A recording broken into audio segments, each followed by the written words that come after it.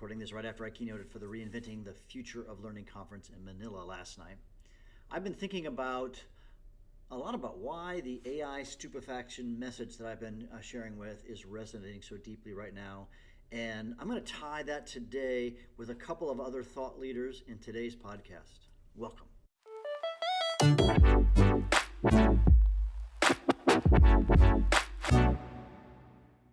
Again, I'm your host, Jon Bergmann, at the Reach Every Student podcast here.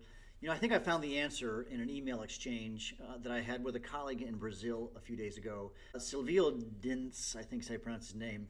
He introduced me to the work of Professor Rogério Giorgion? I'm not sure how to pronounce it.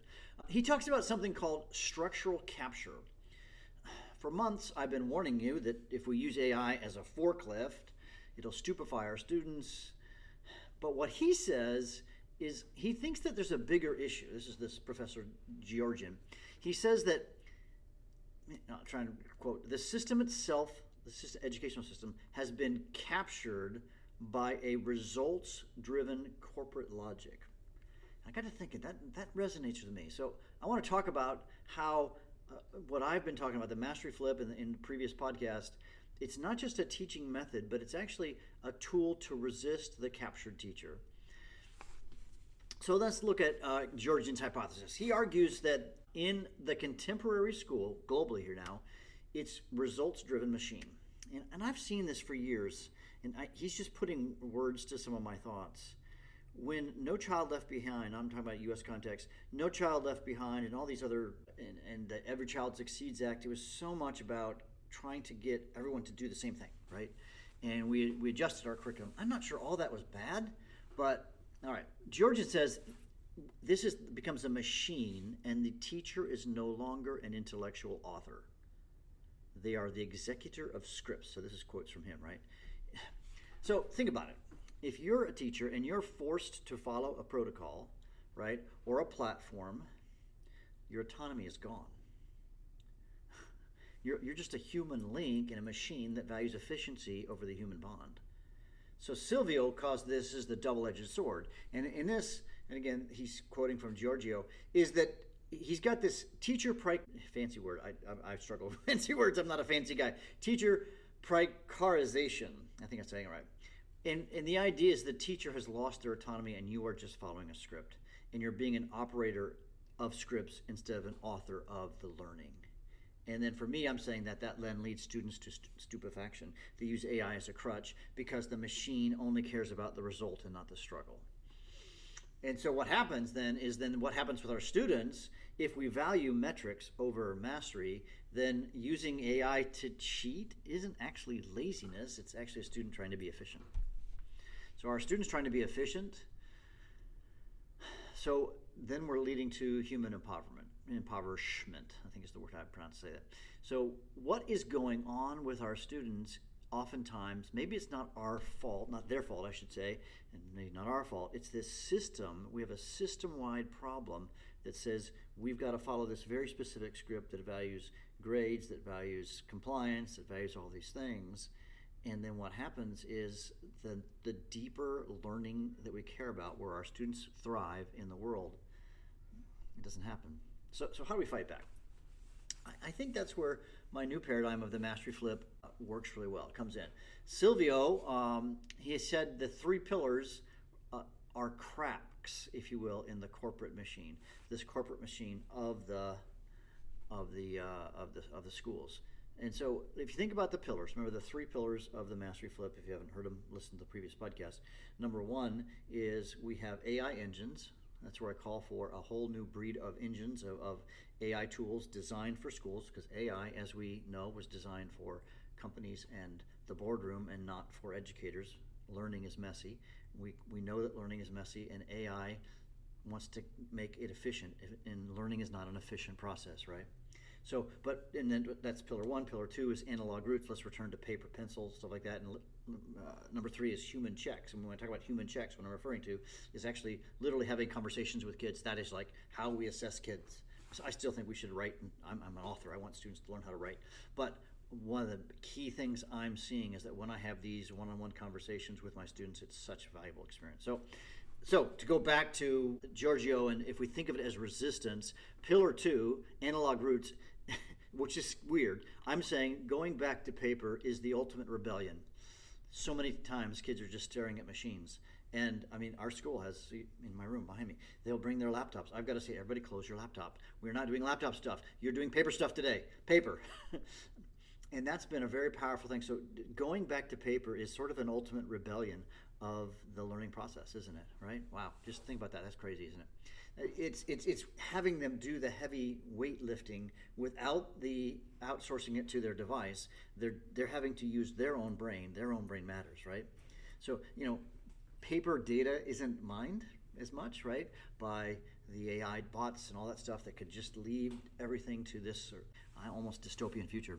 And then I think ultimately pillar 3, which is the mastery check, or the human check is what I call it. And a term I'm starting to liken it to is mastery viva. Viva is the Latin word for voice. So a student has to give a voice, and a student can't fake an intellectual conversation with their teacher. They have to actually know the content so they can actually speak it. And that brings the teacher back, right? That precarization thing is that the teachers are losing their voice. They're losing their autonomy. But if you are having to have that individual conversation with a student, all of a sudden, wow, they are learning from you. They are having to explain to you. It empowers the teacher. And then another speaker that I've been following a lot, or he's an author, I don't know if I've ever heard him speak, is Stephen Bouchard. So Stephen, he's a big advocate for debate-centered model. He thinks that since AI can fake evidence, right, the only thing left is the clash of the live human argument. So what he's saying is that what we need to do is return to like a debate format for assessment. So in many ways, his thinking and my thinking are very similar. I'm saying we want to do mastery checks, human checks, mastery vivas, what do you want to call it? And he's saying we need to move back to debate, so it's more argumentative. And yeah. See, as a science teacher, I'm not sure debate is going to be exactly the thing I'm looking for, but I do think the idea is just this oral check really matters. And as I did a little research on Stephen Bouchard, is that he's a big person in the movement for debate. And I didn't really realize this, but AI is really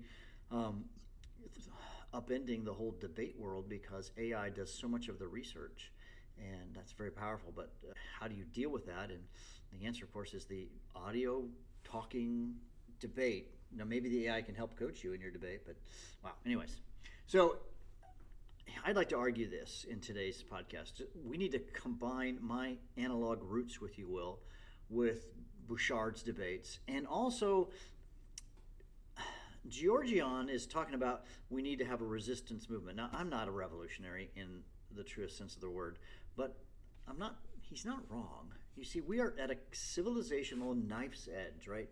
We're at this knife's edge where AI can either take our students in one direction or the other. It'll take them to stupefaction, or it'll take them and supercharge them for life. And so we have to be very careful that as we teach our students, as we help them develop their own individual minds, which is this messy process. It's messy because it's not efficient. Learning is not an efficient process. It's a process that goes here and here and here and there and up and down and all around, and it's much, much more messy, and you can't just follow a very specific script, which AI wants to force our kids to do. And so much is going on in our world of education that is driving us to have this script model, and that script model is not what's going to be what's best for kids. Because ultimately, I believe that how a society treats its kids says so much about a society. Can I say this?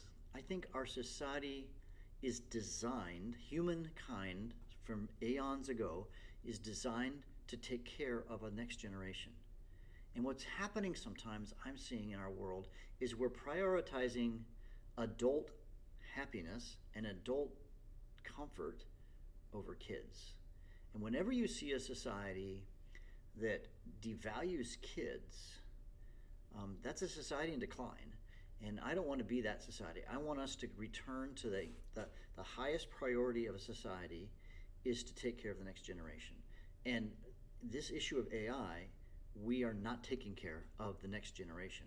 And we need to be the adults in the room, and we need to take care of them. And if that means we need to start a resistance movement, I don't know, to return to paper and pencil in our classes, to return to oral exams debate, like Bouchard says, to that effect, I think that's the resistance, right? Now, again, I'm not against AI. I see appropriate uses for AI. It could coach the kid to prepare him for the oral exam.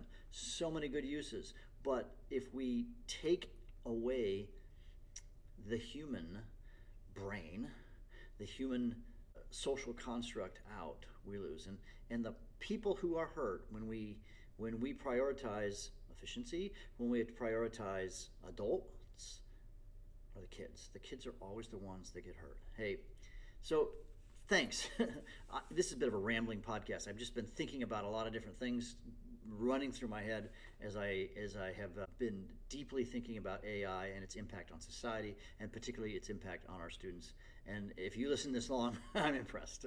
Thanks for listening to the Reach Every Student podcast with me, your host, Jon Bergmann. If you like this, please subscribe to it and share it with your friends. That'd be awesome. Have a wonderful day. Jon Bergmann.